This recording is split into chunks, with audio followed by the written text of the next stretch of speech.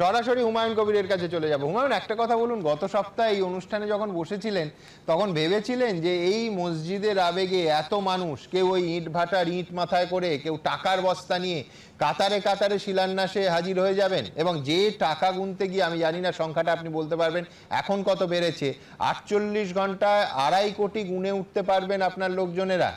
এখনো পর্যন্ত কত কত গুনতে পারলেন?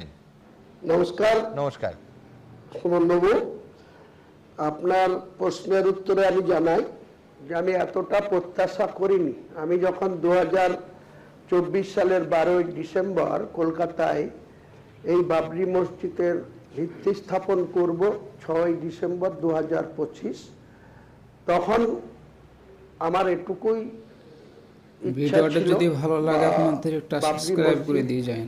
প্রতিষ্ঠিত ছিল ভারতবর্ষের উত্তরপ্রদেশের অযোধ্যা নামক জায়গাতে।